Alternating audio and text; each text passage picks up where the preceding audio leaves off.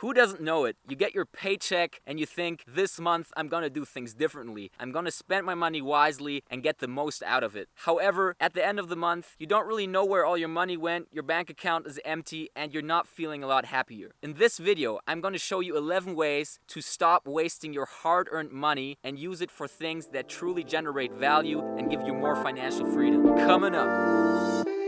Hey peeps, what's crackin'? It's your boy Macki here, bringing you the best videos covering mindfulness, productivity, and challenges. And to talk about the first step, the thing I stopped doing is to rent single apartments. Of course, it always depends on your situation. Let's say you just came out of a shared apartment, or you just lived with your girlfriend or your boyfriend, or you had like some crazy siblings jumping around you and driving you nuts. Then it's of course a different story. But generally speaking, I think that living in single apartments is kind of detrimental due to various reasons. From a financial standpoint, it's often the case that you get nicer apartments if you share it with somebody because you share the rent. And next to that, it of course also has some social aspects. You have more influx of ideas because your roommates tell you things and maybe bring you along to a party where you wouldn't ended up otherwise. And also you train a bit your social competence, which is really essential in today's life. Alright peeps, the second thing I stopped buying is cheap furniture and decoration. So I'm not saying that you should avoid all of these things. It's nice to have some decoration and it's nice to have some paintings, maybe if you can afford them, to have some inspiration. But at the end of the day, this cheap decoration which you get like at these big wholesale stores or these $10 shops is actually really bad for you, because at the end of the day what it does is it clutters your apartment up so that you A, have to do more cleaning, B, you have all of this stuff standing around which also kind of distracts you and clutters your mind because you see it all the time, and C, it kind of slows you down. Of course, this also depends a bit on your life situation, but for example, I relocated pretty often in the last 10 years due to my studies and due to my work, and I know if I would have like a fully equipped apartment with a lot of decoration and a lot of furniture, I most probably wouldn't have done some of these relocations because it would have held me back, and all of these extra hassle and effort would have kind of slowed down the process. So here it's really essential to keep it clean, keep it simple, have some nice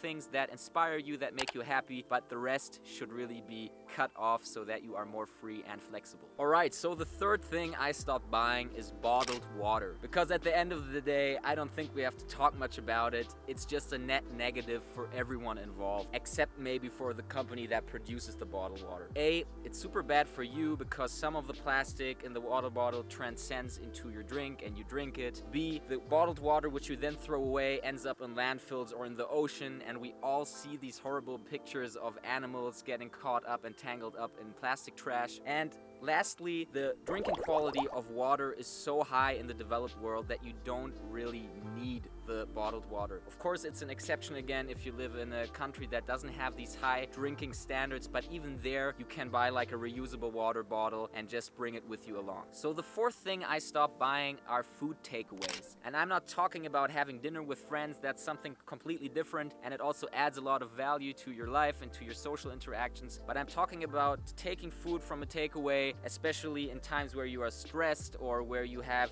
low energy to cook something on your own, because in my opinion it's really a bad deal. Most of the times it's quite expensive, and secondly, once you arrive at home the food is cold, or if you eat it right away you have to eat it standing somewhere, which also really isn't a pleasant experience. So with some organization and with some pre-cooking, maybe you can really avoid having food takeaways and also save a lot of money in that regard. So the fifth thing I stopped buying is junk food, because let's think about it that way. Imagine you want to grow, let's say, an apple tree or an orange tree in your garden, and you have this seed and you think, okay, in 10 years I'm gonna have a beautiful orange tree. But you start putting it in really bad soil, you water it with bad water. Do you really think that this orange tree will be big and strong and will have beautiful fruits in 10 years? I don't think so. So we really are what we consume, and this also applies to junk food, right? So I think the way to go here is really to make sure that you are not hungry when you want to go to the grocery market or when you are going out, so you don't have these impulsive needs after junk food or after this instant gratification rush,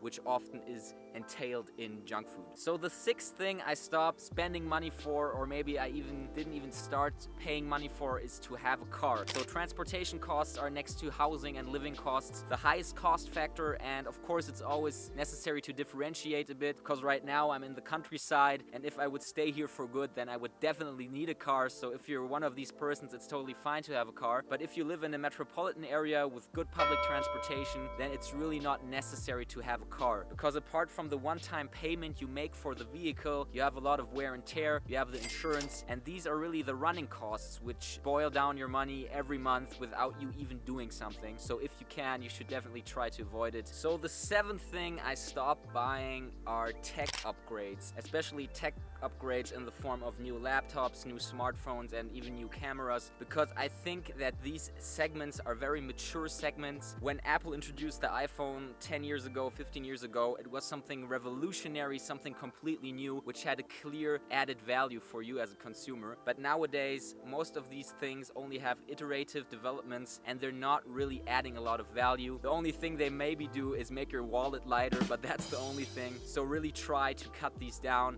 because at the end of the day, you won't get more effective or you won't get better if you upgrade your tech. In most cases, it's your knowledge that you apply and your abilities that make you better, and start focusing on these, and then the tech will really become secondary. So the eighth point is a good one, and that is online subscriptions. So I think here it's really key that you focus on the subscriptions that matter to you and also really bring you value. So for example, I am really a music addict. I love music. I hear all day a lot of music, and therefore Spotify is really key for me. But all of the other subscriptions out there are so many popping up every week, I have the feeling. You don't really need them. And if you make like a small calculation, let's say you have 5 subscriptions which cost you $20 per month and you don't really use them, that's more than $1,000 a year which you spend on things you don't really use. So if you have some of these going on, try to reduce them a bit and focus on the ones that really bring you value. So the ninth thing I stopped buying are books in bulk. We all know that feeling, browsing through Amazon and just feeling so damn smart if we add 10 or 9 books into our basket. The thing is, you don't get smarter by buying the books, you get smarter by reading the books. And what I really try to do is be very intentional about the books I buy. So I try to think about which book do I really want to read, then I order only that one single book and try to read it completely. Because actually, if you thoroughly try to read a book, it takes a lot of time, and once you're done with that book, it will have some sort of intrinsic value because you've put so much time in that. And either then you can put it in your bookshelf and be proud of it, or you can even give it to someone else who might like the book, and this will be a very nice gesture, so at the end of the day you don't have so much books standing around. Alright, so the 10th thing I stopped spending money on are hotel rooms, because if you think about it in a vacation context, what are your goals of doing a vacation? You want to get out of your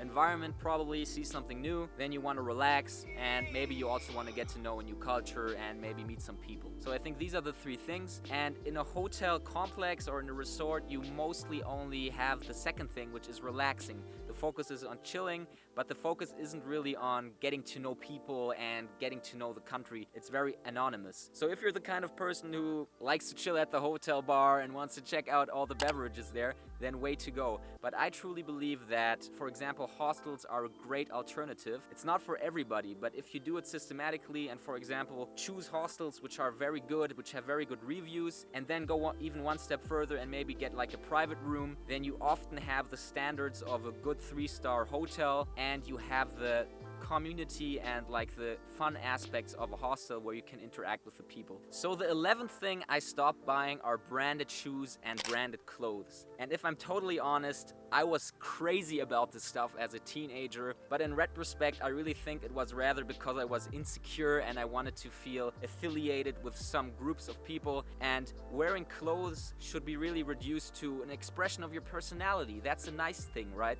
I'm not saying that you only should wear gray t-shirts as a minimalist. Wear what you like and try to show others who you are, but don't do it to impress people or to signify something that you're not.